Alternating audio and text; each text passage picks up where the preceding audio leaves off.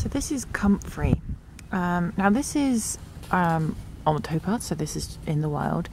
And in the wild, you may, if you're looking at a picture of comfrey and you think, oh, this doesn't really match what I'm really seeing, it's because they actually hybridize. So you'll get several different types of comfrey growing wild, and then they all mate with each other and then have these lovely comfrey babies, but they're hybrids. So they all have slightly different properties and slightly different flowers, and they don't really match what you might see in a book. So don't really be worried about the colour of the flower, and the flower shape even changes slightly, so don't really be worried about that.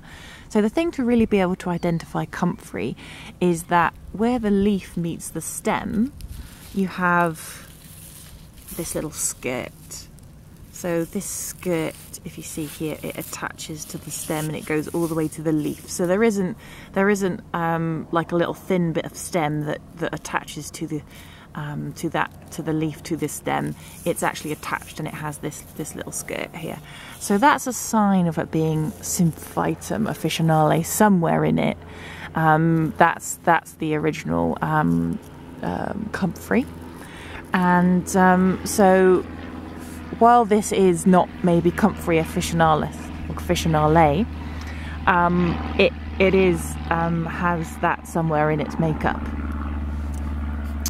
Now, if you're going to buy comfrey and grow your own, then you can make sure that it is definitely Symphytum officinale, which is the medicinal one. Now, you might have other forms of comfrey in your garden because there are lots of different ornamental varieties as well. But this is the wild one that's growing by the canal side here.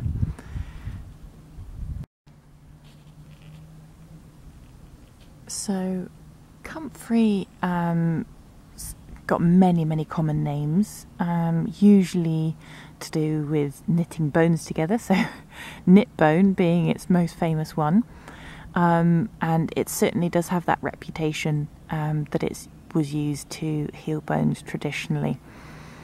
It is a really useful anti-inflammatory externally, and it does contain what's called pyrrolizidine alkaloids, and there are many different forms that they take, but within comfrey there are pyrrolizidine alkaloids that can have problems when it's taken internally.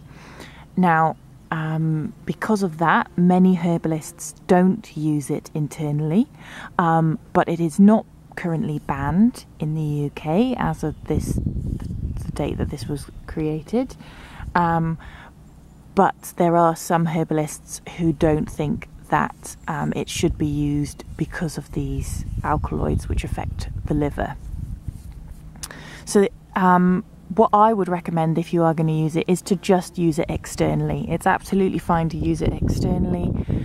If you want to make it into a balm for an anti-inflammatory, for you know, bumps and bruises balm, for your herbal first aid kit, that's absolutely fine.